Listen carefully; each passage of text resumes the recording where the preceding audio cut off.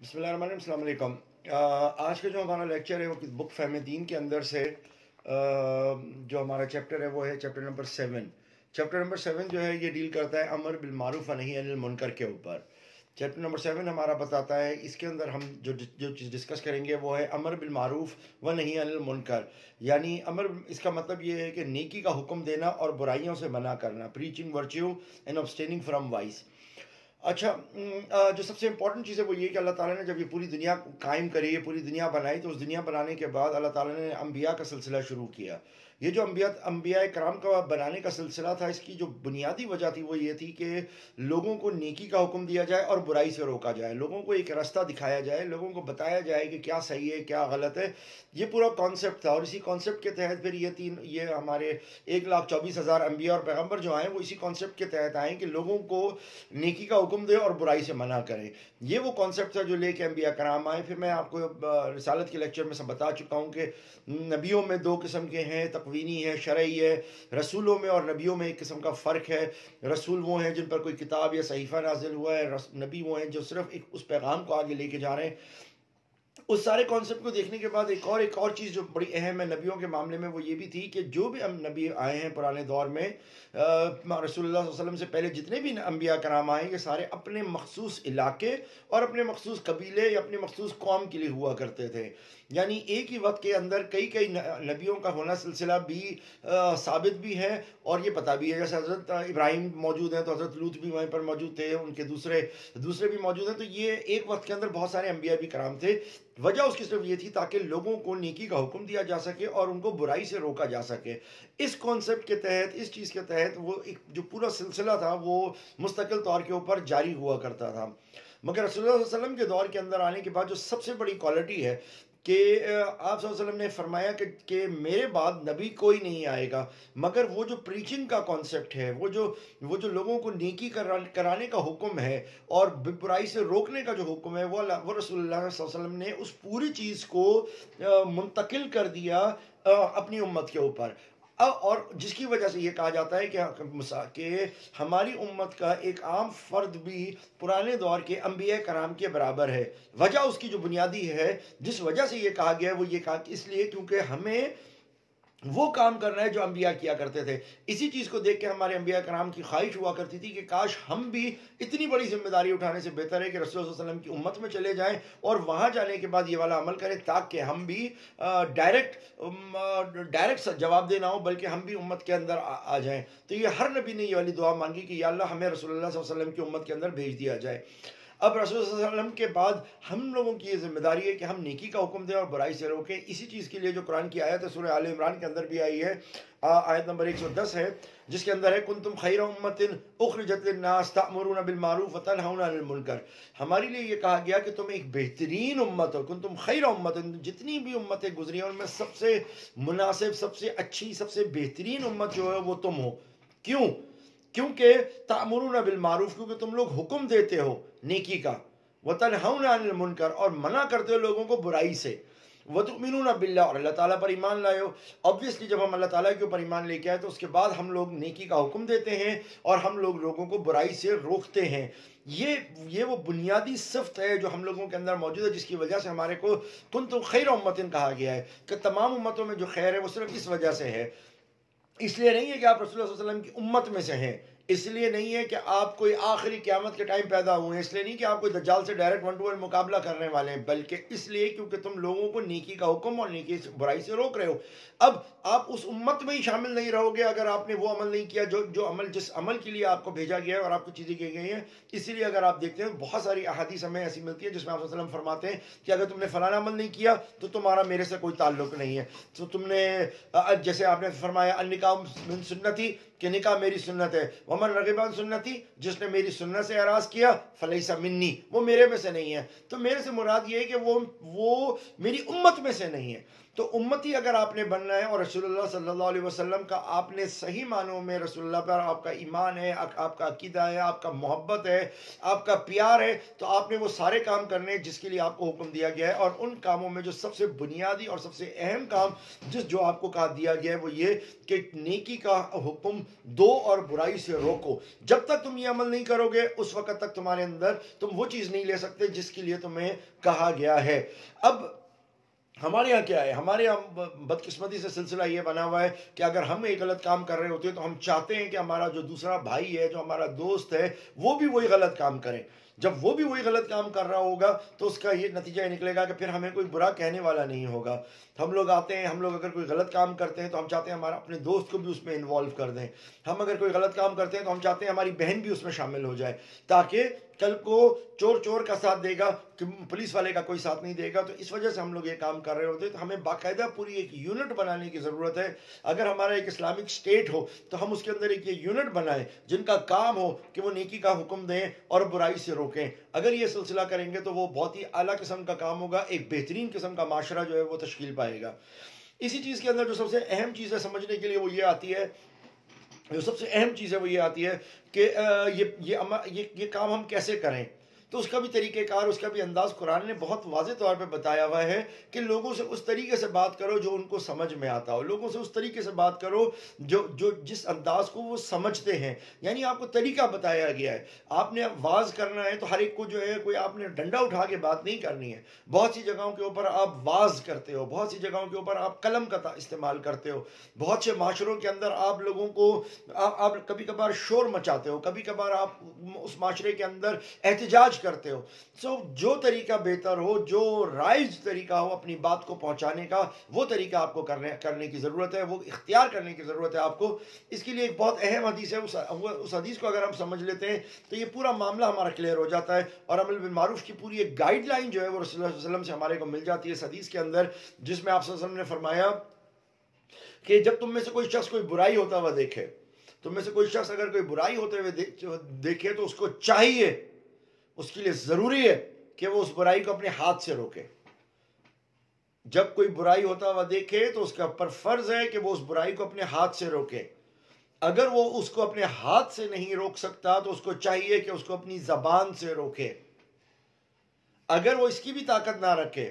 کہ وہ ہاتھ سے نہیں روک سک رہا، وہ زبان سے نہیں روک سک رہا، تو اس کو چاہیے کہ وہ کم سے کم اس گناہ کو دل میں برا سمجھے. اور پھر آپ نے فرمایا کہ یہ ایمان کا کمزور ترین درجہ ہے.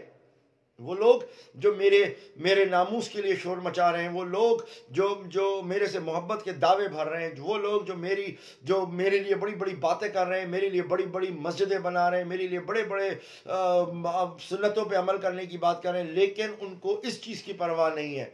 کہ دنیا میں معاشرے میں کیا ہو رہا ہے. جس دین کی خاطر میں نے اپنے دانت شہید کروائے، جس دین کی خاطر میں نے اتنی قربانیاں دی، میری خاطر وہ یہ ذرا بھی کوئی عمل نہ کرے اور بس دعوے دار بنا رہے. اس کے لیے آپ صلی اللہ علیہ وسلم نے جو یہ طریقہ کار دیا کہ تم برائی دیکھو تو ہاتھ سے روکو.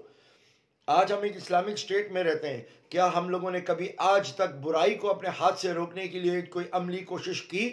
کیا ہم نے آج تک کبھی کسی کو روکا؟ اب آپ کا کوشچن یہ ہوگا کہ ہم کیسے سڑک پہ چلتے ہوئے کسی کو جا کے مار سکتے ہیں، ہم کیسے کسی کو جا کے روک سکتے ہیں تم یہ عمل نہیں کرو، وہ نہیں کرو. دیکھیں اس کا بھی بڑا سمپل ایک سا جواب ہے، میں آپ کو دے دیتا ہوں کہ آپ کو یہ تو نہیں کہا کہ آپ نے پورے شہر کے لوگوں کو جا کے روکنا ہے. اس وقت آپ کو تو یہ کہا گیا ہے، اس کے لیے ایک اور ایک حدیث ہے جو بہت اہم ہے، جس میں آپ صلی اللہ علیہ وسلم نے فرمایا کہ ہر ایک کو نگہبان بنایا گیا ہے، اور وہ لوگ، اور سوال صرف اس کا کیا جائے گا جو آپ کی زیر کفالت ہے، جو آپ کے جن کے آپ نگہبان ہیں. لہٰذا اس حدیث میں کنٹینیو ہوتا ہے کہ جو حکمراں ہیں وہ اپنی رعایا کا نگہبان ہے. اسی طریقے سے جو باپ ہے، جو گھر کا بڑا ہے، ولی ہے، وارث ہے، وہ اپنی اولاد کا نگہبان ہے. اب اگر ہم امر بالمعروف کو یہاں رکھ کے دیکھتے ہیں تو مجھے بتائیں کہ ہمارے والدین، بہت سے والدین ایسے ہیں جو نماز پڑھتے ہیں، بہت سے والد ایسے ہیں جو فجر کی نماز پڑھنے کے لیے، ظہر کی نماز، عصر کی نماز کے پابند ہیں اور نماز پڑھنے کے لیے مسجد میں جا رہے ہوتے ہیں، وہ تبلیغ میں بھی وقت لگا رہے ہوتے ہیں. مگر حیرت اس وقت ہوتی ہے کہ جس وقت وہ نماز کے لیے جا رہے ہوتے ہیں اپنے بچے کو نہیں کہتے کہ چلو ہمارے ساتھ نماز کے لیے چلو. بچے کو نماز کے لیے نہیں لے کے جا رہے، اپنے بیٹے کو، اپنی بیٹیوں کو وہ عمل کرنے کے لیے نہیں کہہ رہے جن کے لیے حکم دیا گیا ہے. وہ دیکھ رہے ہیں کہ ان کا بیٹا غلط کام کر رہا ہے لیکن آپ اس کو روک نہیں رہے. تو یہاں تو آپ اپنا ہاتھ استعمال کر سکتے ہو، ایک بھائی ہے وہ دیکھ رہا ہے کہ اس کی بہن غلط طریقے سے کام کر رہی ہے، غلط معاشرے کے اندر بیٹھ رہی ہے، اس کا لباس شرعی تقاضے پورے نہیں کر رہا، اس کا انداز شرعی تقاضوں کے اوپر پورا نہیں کر رہا ہے، اور وہ انداز اس کا مناسب نہیں ہے، لیکن وہ بھائی اپنی چھوٹی بہن پہ اپنا ہاتھ استعمال نہیں کر پا رہا۔ اگر آپ کی بڑی بہن ہے تو آپ کم سے کم اپنی زبان کا استعمال کر سکتے ہیں، آپ زبان بھی استعمال نہیں کر رہے۔ مثال کے طور پہ آپ اپنی بہن سے کہیں کہ اگر تم یہ عمل نہیں کرو گی تو بھائی بہن میں تم سے بات نہیں کرتا، تو کم سے کم تم اس سے لا تعلقی کرو۔ مطلب there are so many ways کہ جن کے تحت آپ کسی کو تبلیغ کر سکتے ہیں، اور وہی میں نے جو پہلے آیت پڑھی کہ تبلیغ کے اندر آپ کو ہے جو طریقہ بہتر ہو سکتا ہے کہ آپ اپنے بھائی کو، اپنی بہن کو سے کچھ دن نہ بات کر کے اس کو یہ ریلائز کرا سکتے ہو کہ میں تم سے ناراض ہوں، اور ناراض اس لیے نہیں ہوں کیونکہ تم نے مجھے ہرٹ کیا ہے، میں ناراض تم سے اس لیے ہوں کیونکہ تم نے میرے اللہ کے قانون کو کہ تم نے خلاف ورزی کی ہے۔ اگر ہم اس طریقے سے اپنے معاشرے کے اندر قانون کی خلاف ورزی، اللہ کی قانون کی خلاف ورزی ہوتے ہوئے دیکھیں اور اس سے معاشرے کو ٹھیک کرنے کی کوشش کریں، پورا معاشرہ بہترین ہو سکتا ہے، پورا معاشرہ ٹھیک ہو سکتا ہے۔ ہمیں ضروری ہے کہ ہم اس چیز کے اوپر عمل کریں، ہمیں چاہیے کہ ہم اس چیز کے اوپر عمل کریں۔ امر بالمعروف اتنا اہم ترین سبجیکٹ ہے، اس کے اوپر عمل کرنا لازم ہے اگر ہم کنتم خیر امتن کے زمرے میں آنا چاہتے ہیں۔ تو اگر ہم اس کے اندر نہیں آ رہے اور اپنی طرف سے بات چیت کر رہے ہیں تو جی یہ تو کمپلیٹلی ایک ڈیفرنٹ بات ہے، لیکن اگر آپ چاہتے ہیں کہ آپ اس کے اندر آئیں تو آپ کے لیے یہ لازم ہے کہ آپ اس طریقے کی چیزیں کریں۔ جب آپ یہ کام کرتے ہیں، مثال کے طور پہ آپ نے کوئی غلط کام ہوتے ہوئے دیکھا، آپ نے اپنے ہاتھ سے روکنے کی کوشش کری، میں نے اس کی چھوٹی مثال دے دی ہے کہ آپ ایٹ لیسٹ وہ کام آپ اپنے گھر میں ہی کر سکتے ہیں۔ اگر آپ گھر میں نہیں کر سکتے، معاشرے میں جا رہے ہیں، تو بہت سی جگہوں کے اوپر آپ کا ہاتھ استعمال ہو سکتا ہے، لیکن اگر آپ اپنا ہاتھ استعمال نہیں کر سکتے، آپ ایک ایسے ملک میں ایک ایسے لا ابائڈنگ سٹیزن پہ رہ رہے نہیں کر سکتے، تو at least what you can do is کہ آپ اس چیز کے اندر زبان تو استعمال کر سکتے ہیں، آپ اس کے اوپر لکھ کے تو دے سکتے ہیں، آپ ڈپٹی کمشنر کو لکھ کے دے سکتے ہیں کہ صاحب روڈ خراب ہے، آپ روڈ بناؤ، یا آپ اسی روڈ کے اوپر سے چلتے ہوئے گزر جاتے ہو، آپ کے گھر کی محلوں کی سڑکوں کی روڈیں خراب ہیں، آپ اسی روڈ کے اوپر سے چلتے ہوئے گزر جاتے ہو، آپ کے اندر یہ احساس بھی نہیں ہوتا کہ آپ ایٹ لیسٹ ایک دفعہ احتجاج کرو۔ یہاں کروڑوں روپے کے گھر بنے ہوئے سڑکوں کے اوپر آپ جائیں، چاہے وہ لطیف آباد ہو، چاہے وہ قاسم آباد ہو، چاہے وہ حیدرآباد کا ڈیفنس ہو، کنٹونمنٹ ہو، کوئی بھی ایریا ہو، جب آپ اس سڑک پہ سے گزرتے ہیں تو آپ کی گاڑی اتنی برے طریقے سے دھڑ دھڑ کرتی ہے، آپ کی طبیعت اتنی خراب ہوتی ہے، اس کے باوجود کبھی یہ نہیں ہوتا کہ ہم سارے گھروں سے باہر نکل کے آ کے بیٹھ جائیں اور کہیں کہ ہمیں یہاں پر روڈ چاہیے، اگر یہاں روڈ نہیں بنے گی تو ہم یہاں سے کسی گاڑی کو نہیں گزرنے دیں گے۔ یہ احتجاج ہم کم سے کم کر سکتے ہیں۔ اور ڈیمانڈ کیا ہے؟ ایک ڈیمانڈ ہے کہ ہمارے کو سڑک بنا کے دو، یا تو ہم ٹیکس نہیں دیں، اور اگر ہم ٹیکس دے رہے ہیں تو ہمارے کو سڑک بنا کے دو۔ تو یہ تو ہم کام کر سکتے ہیں۔ اگر ہم اپنا ہاتھ استعمال نہیں کر سکتے تو کم سے کم اپنی زبان تو استعمال کر سکتے ہیں۔ اور کچھ نہیں تو آج کے دور میں بنائے گئے اپنی جو ایپس آئی ہیں، جو پولیس کی ایپ ہے، وزیر اعظم کی ایپ ہے، کنٹرولمنٹ کی ایپ ہے، دیگر ایپس بنی ہوئی ہیں کہ جن کے تحت آپ اپنی کمپلینٹ رجسٹر کرا سکتے ہیں۔ ہم کم سے کم وہ تو کر سکتے ہیں تاکہ پتہ چلے کہ معاشرہ بے حس نہیں ہے، تاکہ پتہ چلے کہ ہم لوگ ایک زندہ قوم ہے، زندہ لوگ ہیں، ہم ابھی کیا عمل کر رہے ہیں، بڑا ضروری ہے۔ ہاتھ کا استعمال کریں، لیکن تیسرا درجے کے اوپر یہ ہے کہ ہم کم سے کم اس کو دل میں برا سمجھیں۔ اگر ہم دل میں برا سمجھ رہے ہیں تو یہ بڑی ایک عجیب سی کیفیت ہو جاتی ہے کہ ہم نے صرف دل میں برا سمجھا اور وہاں سے نکل گئے۔ اس وقت ہم دل میں بھی برا نہیں سمجھ رہے ہیں، جس کے لیے کہا گیا ہے کہ یہ ایمان میں برا ہے۔ مثلا مجھے یہ بتائیے کہ کتنے لوگوں کو دکھ ہوتا ہے، تکلیف ہوتی ہے جب وہ بازار میں نکلتے ہیں، گھر سے باہر نکلتے ہیں اور وہ دیکھتے ہیں کہ پیپسی کولا کے اشتہار کے اوپر، یا کسی شربت کے اشتہار کے اوپر، یا کسی بھی ایکس وائی زیڈ کے اوپر ایک لڑکی بہت ہی عجیب لباس کے، ایک بہت ہی غیر اخلاقی لباس کے اندر، وہ لباس جو استعمال ہوتا ہے گندے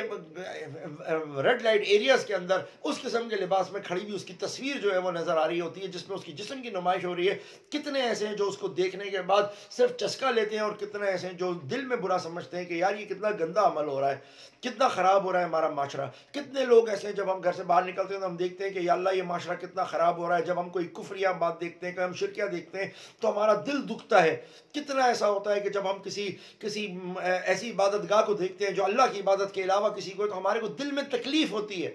کتنے ایسے لوگ ہیں جن کو وہ تکلیف ہو رہی ہے، جن کو تکلیف ہو رہی ہے وہ دل میں برداشت کریں کیونکہ وہ کچھ کر نہیں سکتے۔ یہ ایمان کا آخری درجہ ہے۔ لیکن وہ لوگ جن کو اس چیز کے اوپر درد بھی نہیں ہو رہا اور ان کو کوئی تکلیف بھی نہیں ہو رہی، کہ چل رہا ہے تو چلنے دو،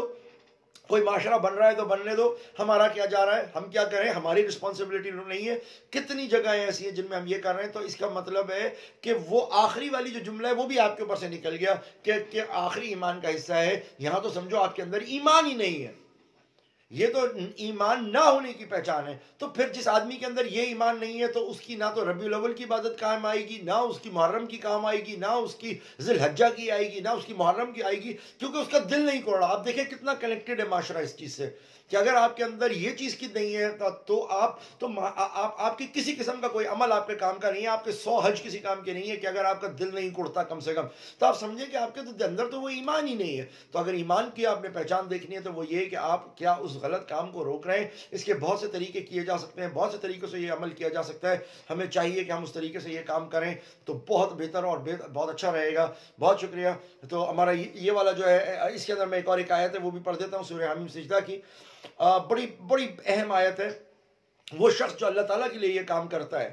اللہ کی نیت سے یہ کام کرتا ہے، اس کے لیے اللہ تعالیٰ فرما رہے ہیں ان الذین قالوا ربنا اللہ ثم استقاموا، تم میں سے وہ لوگ جنہوں نے کہا کہ جنہوں نے کہا ربنا اللہ، کہ رب ہمارا ایک ہے، یعنی ہم کسی سے نہیں ڈرتے، ہم اپنے رب کے لیے یہ کام کرتے ہیں، ثم استقاموا، پھر اس کے اوپر وہ کھڑا رہا،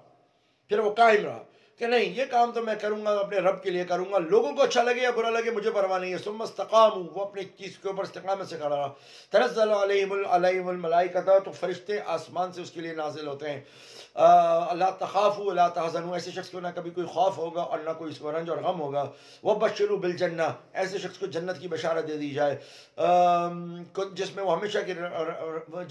کے لیے رہے گا، نحن اولیاؤکم فی الحیات الدنیا وفی الآخرہ۔ تو ایسے لوگ جو اللہ کی راہ میں نکلتے ہیں اور اللہ تعالیٰ کے لیے باہر آتے ہیں، ان کے لیے یہ خوشخبریاں ہیں کہ آپ کو تکلیف ضرور ہوگی مگر اس میں بہتر آپ کا ہوگا۔ جب آپ اللہ کی بات کرنے کے لیے نکلتے ہیں تو تکالیف ہوتی ہے مگر اللہ تعالیٰ اس کا اجر دیتا ہے۔ اسی طریقے سے ایک آیت ہے سورہ حج کے آیت بھی ہے، اس میں اللہ تعالیٰ فرماتا ہے وَلَن يَنصُرَ اللَّهَ مَن يَنصُرُهُ، جو اللہ تعالیٰ کی مدد کرے گا اللہ تعالیٰ اس کی مدد کرے گا۔ ایک دفعہ اللہ کی راہ میں نکل کے دیکھیں، جب نکلیں گے تو انشاءاللہ تعالیٰ اس کا بہترین اور زبردست سلسلہ بنے گا۔